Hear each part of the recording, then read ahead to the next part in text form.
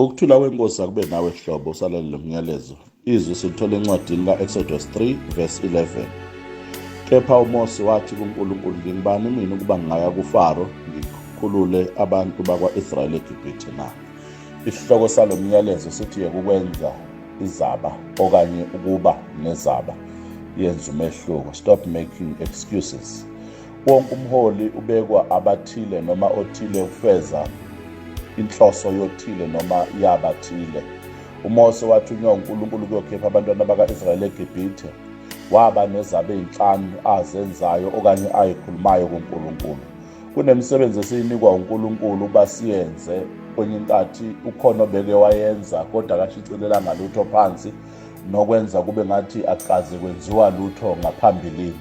Okugcina-ke kumele ukuthi wonke umuntu mayenika umsebenzi, noma ngabe ukhona wayeshicilela okuthile ngaphambili ukuyosiza olandela yena ukuthi ushiye enzeni, yini usalindele ukuthi yenziwe, noma ngabe ungene kuleyo office kungekho okubhalwe phansi, kodwa wena osungenile awungaqhubeki kwizaba nobuthakathaka baloyo bengaphambi kwakho kwi-office uNkulunkulu asenikezele yona. Ungcono umuntu oswela amandla emali okwenza okuthile kepha ebe nombono ngangakwenza, kunomuntu ongaswele amandla emali namathuba okwenza kodwa futhi ebengenzi lutho. Mahlana ama-excuses enziwa uMose. Excuse yokuqala yiyo lesifundile kuverse 11. uMose wathi angifanelekile. Same chapter 3 verse 13. uMose wathi angikwazi futhi angazi ngofike ngithini kubona. Excuse yesithathu enziwa uMose iku-chapter 4 ka-Exodus verse 1. uMose wathi angeke bangikholwe. Verse 10 ka-Exodus 4, excuse yesine uMose ayenzayo wathi angikwazi ukukhuluma kahle nginamalimi. Excuse yesihlanu chapter 4 verse 13 uMose wathi angivumi thuma omunye. Ngakho ama-excuses onke lawa uMose awenza kodwa uNkulunkulu emthuma. Ake siqaphele izathu ezenza abantu babe nezaba. Isizathu sokuqala esenza abantu babe nama-excuse ukuthi umuntu akafuni ukusolwa ngalutho. Abantu abakuthanda ukusolwa. Yikho ekhulumela wamazwi wathi uMose kuleli verse esifundile wathi angifanelekile. Ngingubani mina ukuba ngiye kuFaro ngikhiphe abantwana baka-Israyeli eGibhithe na? Akazibone efanelekile uMose, akafuni ukusolwa. Umuntu ongafuni ukusolwa umuntu ongafuni ukuletha uguquko, umuntu ongafuni ukuvuma, umuntu ongafuni ukuguquka kwisimo. Abantu abaningi banezaba nje ingoba abafuni ukusolwa. Awuzwanga yini kuGenesis 3 verse 12 ukuthi uNkulunkulu mayebabuza, Adam nidlile yini? Ubani onitshela ukuthi anembethe? Ilokuzana Adam wasola uNkulunkulu wathi uNkulunkulu ukuba unginikanga umfazi ngaba sikho lesi simo. No-Eva wasola inyoka ukuthi iyona emenze wayengeka, kodwa inyoka yona ayishongo lutho. Baningi abantu abaphilela ukuba nezaba kunokuba bamukele ukusolwa. Abantu abaningi babona benama-excuses nje, abafuni ukusolwa. Okwesibili yini yenza abantu babe nezaba? Ukungafuni ukuvuma ukuba unenkinga okumele ayilungise. Verse 13 ka-chapter 3 uMose esinye sezaba ukuthi uMose angikwazi futhi angazi ngofike ngithini kubo. Utshela uNkulunkulu. Yebo kuyiqiniso ukuthi uMose ukhule phansi kwenkolo yepolytheism lapho bebaningi onkulunkulu ababekhonzwa e-Egypt, kodwa uNkulunkulu uzikhulumile kuye uMose wayichaza ukuthi yena ungubani. Kuverse 6 uNkulunkulu uyichazile wathi ngiuNkulunkulu kayihlo, ngiuNkulunkulu ka-Abraham, ngiuNkulunkulu ka-Isaka, ngiuNkulunkulu kaJakobe. uNkulunkulu uyichazile. Manje usekhuluma iphutha uMose mayithi akamazi ukuthi ubani lo okhulumayo, ngoba uNkulunkulu useyichazile nje ngaphezulu evesini. Manje uMose uzama ukuvika ukuthi angikwazi ukuya ngoba wena uNkulunkulu angikwazi, ngikhulele phakathi kweUNkulunkulu abaningi. Noma uNkulunkulu eseyichazile ayivumi le ndoda ukuya lapho uNkulunkulu eyithuma khona. Baningi abavikayo benezaba ngoba bafuna ukuvuma ukuba banenkinga. Khona abantu abaphuza utshwala, uma esebuzwa kuthiwa yini ungabuyeki lobu tshwala ngoba sebuyagulisa, uyini ungayizeki idakamizwa ngoba ziqedela imali futhi zenza nempilo yakhe ingayiphambili, angafuni ukwamukela, abe nezaba nezaba ayikhulumayo ukuthi kungani engeke aphuma kuleso simo. Sizwe ngomunye oqamba amanga egqoka ingubo yobupristi eqamba amanga kwipresence kaNkulunkulu. Exodus 32 verse 21, uAaroni uthi ke maye uMose embuza yini lo suyenzile wayenzela laba bantu, usethi ke maye mphendula wenza ama-excuse awu-2 uverse 22 uthi ulaka lwenkosi yami malungavuthi, uyabazi abantu kuba bayathanda ububi.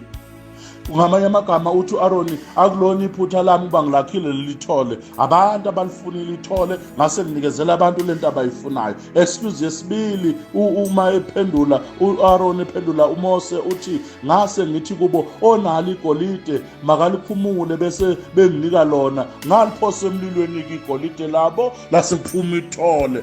Verse 24 ka-Exodus 32. Uyabona manga aqanjwa umuntu kaNkulunkulu ewaqamba kwipresence kaNkulunkulu, wathukuthela uMose wasakaza phansi imithetho elishumi ayabilotshiwe esandleni sakhe, ngoba kunomuntu oqamba amanga. Kubuhlungu ukuza umuntu omdala endlini kaNkulunkulu eqamba amanga, baze bavumelane bebadala ngokuqamba amanga, beyazi lento abayikhuluma ukuthi ayinasisekelo, ingamanga kodwa bawakhile abafanele amanga. Uyinkinga umuntu omdala aqamba amanga endlini kaNkulunkulu. Abantu abaningi baba nezaba, banama-excuses abawenzayo ngoba abafuni ukulungisa izinto ezikhona eziyimfa, ngoba njalo mase sekunesigameko ukhona osuke enza okuthile. Incwadi yeZaga 30 verse 12 ithi kunabantu abazazi ukuba bahlanzekile balungile bona uma bezibuka, kodwa bangcolile emehlweni kaNkulunkulu. Elinye lamavesi kuZaga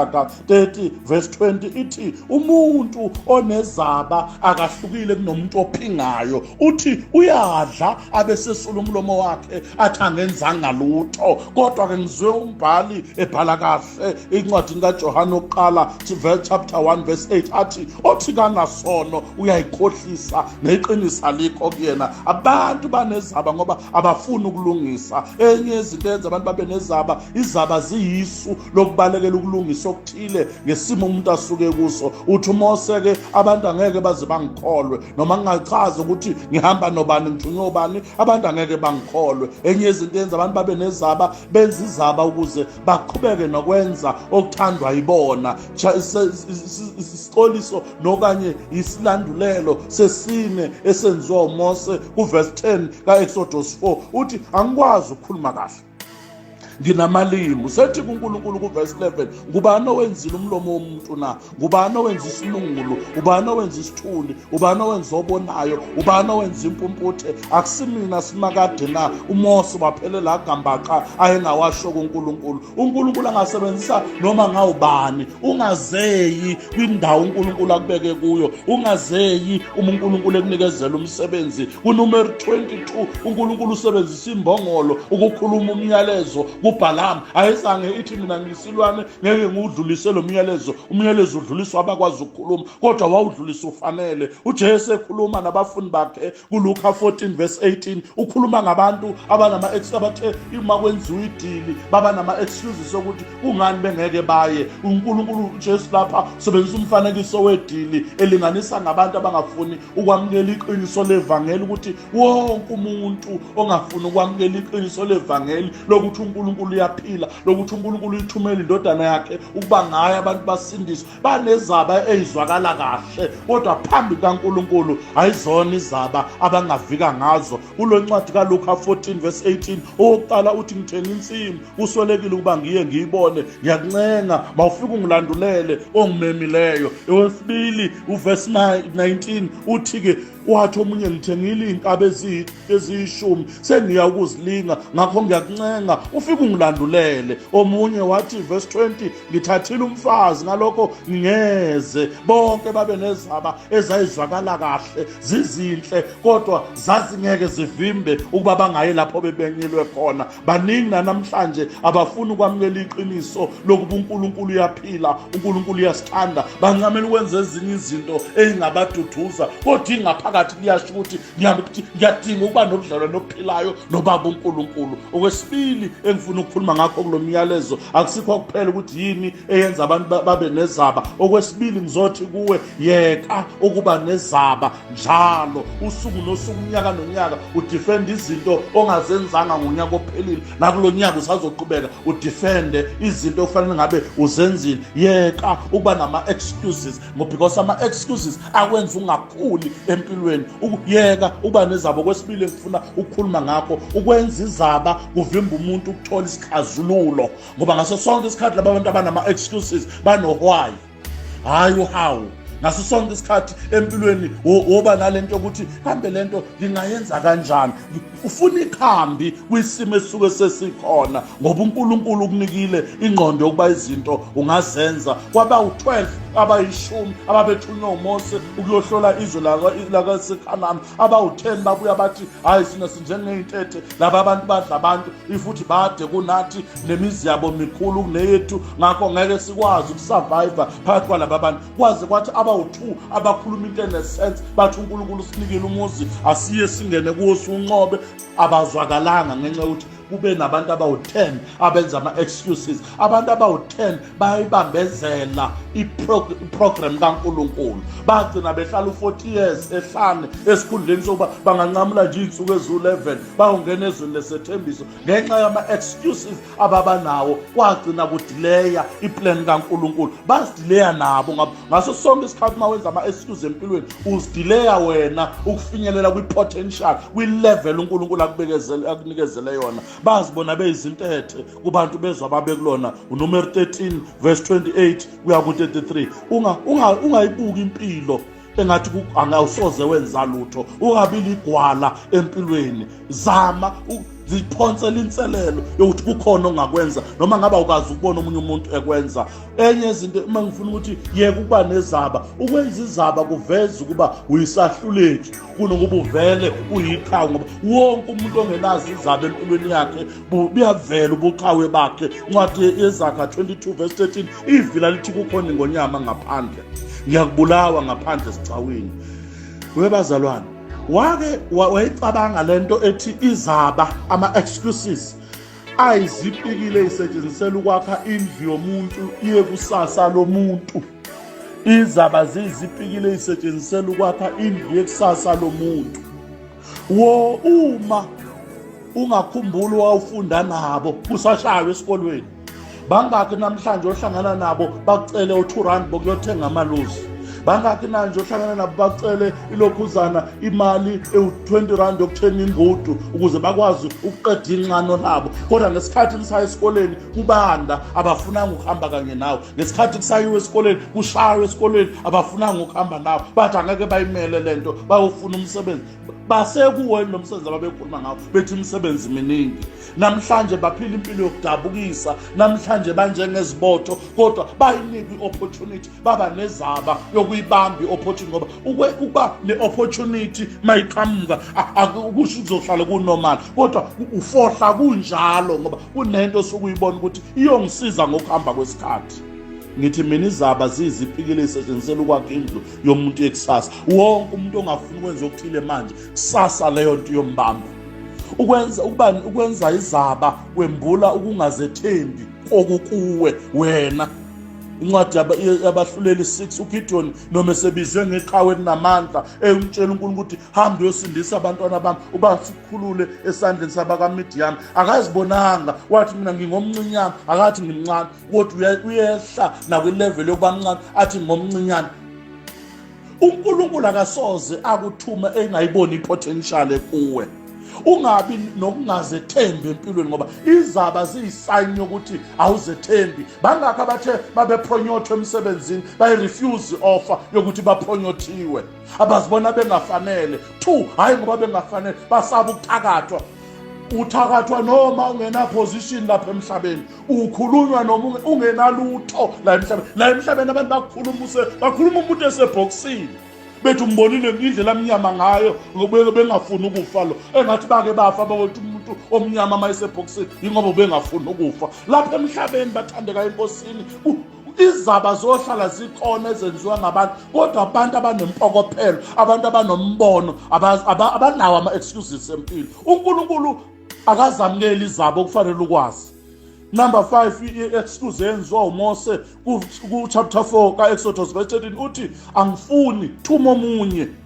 uNkulunkulu wayesebhokela ngolaka ivesini elilandelayo ka-14. uNkulunkulu aka-appreciate ukuthi kunomuntu onezaba azenza. Ngithanda umbhedesho wamaeweseli othi siyekile ukwenza obekufanele sikwenze, senza lokho bekungafanele ngabe sikwenzile. Izixoliso okanye izaba ziyamdumaza uNkulunkulu, ngoba uNkulunkulu akasoze athuma umuntu ongenayo i-potential. Awusoze wanika umsebenzi i-potential ungenayo.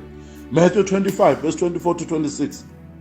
Enye inceku uyanikwa ithalente elilodwa, athi mayibabuka bonke abanamatalente yathi since unginikezele elilodwa angivele ngilithathe ngiyoligqiba. Kodwa mayesebuya obebanikezela amatalente bonke bawalethe phindaphindiwe. Naloni kwelilodwa italente ulibale ukubuka abana okuningi wathi akayoligqiba nela. Wasethi-ke mayesemphelwe wena uyinceku embi evilaphayo, phoswa kude lapho kunobumnyama nokukhala nokugedla kwamazinyo. Never undermine into uNkulunkulu akunikezele yona. Never undermine isiphiwo uNkulunkulu asibeke kuwena. Ungasigodli. Okugcina nokwesithathu, siyeka kanjani ukuba nezaba? Yeka ukulindela. Okokuqala, yeka ukulindela ukuba konke kohlala kuhamba. There are no perfect situation, there are no perfect moments ukuthi usungaqala wenze ngakho. Ngiyazi mina kunesisho sesilungu esithi good things comes to those who wait. Ayikho leyo nto. Wena uthi nje kunaleyo nto enjalo emhlabeni, usho ukuthi wena uthola izinsalela zabavukile lina, zabaphumile kunesiphepho, bawokwenza okuthile babuya beza nakho lapho. Ayikho into yamahala emhlabeni. Ukhona osuke ekhokhile, ukhona osuke eyikhandlile, waphuma isimo singavumi, wabuya naleyo nto. Ngakho akulindwa, kuyaphunywa kunjalo. Awuzibonanga intuthwane ephuma lishisa lithebha, kodwa ziphume ziyocinga ezicinga. Azina excuse ukuthi asinayo inkosi, bekufanele ngabe sithatha isiyalelo kothile ukuze sikwazi ukuba nekoloni, bekufanele sithatha isiyalelo esithile ukuze sikwazi ukuba nokudla. Ziphuma kunjalo zingenankosi, because azifuni ukuphila impilo yokuba nama-excuses. Azifuni ukulinda umnyama ungenafu. Kholwa ukuthi unamandla okwenza okufanele uba ukwenze. Athi umpostoli Paul, nginamandla ukwenza konke ngayo ongiqinisayo. Abona amandla. Upostoli Paul wayenayo i-excuse ayengayenza ukuthi ngiyangazi angikwazi ukushumayela ngoJesu manje, ngike ngamphika uJesu, ngingalimaza abantu ababeabalandeli bakaJesu. Kodwa uthema esethola ithuba lokwembulelwa ngeqiniso nguNkulunkulu. Bathi noma umkhumbi wakhe ulimala emanzini kaningi, wathi noma ekhandwa ngamatshe, wathi noma eboshwa kaningi, kodwa waphikelela, wathi nginamandla ukwenza konke. So-ke unawo lawo mandla. Never undermine into uNkulunkulu ayibeke kuwena. Unawo amandla okuphuma uyokwenza ukuthile uguqula isimo sakho. Unawo amandla okuphuma kwidakamizwa, unawo amandla okuye kutshwala, unawo amandla okuyeka ukumisuse imali. Unomuntu nje onela ukuba nemali acabanga ukuya esitolo njalo athenge lento engenasidingo. Unawo amandla okuye kuba yishopaholic. Unawo amandla okweguqula isimo sakho. Abona amandla abekwe kuwe besuwasebenzisa ngokuhlakana ukuze uNkulunkulu athokoze ngawo. Uthi uNkulunkulu ekhuluma ngesandla sika Paul eyala uTimotheo, 2 Timothy chapter 1 verse 7 uthi ngokuba uNkulunkulu akasiphanga umoya obugwala, kepha owamandla nothando nokuzikhuza. So-ke kuwe akhona lawo mandla okuyikhuza atshalwe kuwe. Stop making excuses ngento efanele ngabe uyayenza. Stop making excuses yokuthi le ngane oyizele fanele ngabe uyahamba uyoyibona. Ungalokhu ufike ukuthi angazi ukuthi ingeyami ngempela yini. Iyehle esihlahleni. Hayibo, awuphume noma ngabe awusebenzi, hamba uyobona ingane yakho. Noma ngabe awusebenzi, hamba uyovakashela ingane yakho. Ayiluze uthando lwakho, ayilizwe iphunga lakho, ayiyazi ivoice yakho ingane oyizele. Stop making excuses. Uma bebaningi abaprofeti beprofetha, uyavela uMika uthi usinakade ungokulunga nobuqhawe, ubeke kimi umoya wakho oyingcwele, ngakho anginakuthula ngingakwenza okufanele. Stop making excuses. Khulekela kucela uNkulunkulu bakupha amandla okuye kuba nezaba. Kukhulekele lokho ukucela uNkulunkulu ngiyezisa ama-excuses. uNkulunkulu uzokunikezela amandla. Jeremiah 1 verse 4 to 7. uNkulunkulu uthi nginawe ngiphila amandla uzodiliza wenze zonke izinto. Okugcina, funa isixazululo kunokuba ubone iy'nkinga zodwa. Ungafana le ndoda ethi anginayo umuntu okungifaka echibini lapho ezanyazini. Usuke kanjani ekhaya uze kuphela iminyaka ewu-38 ufike kanjani la ehlezi khona. Stop making excuses. Awana steam. uNkulunkulu akabusise okuzwile manje naphakade. Amen.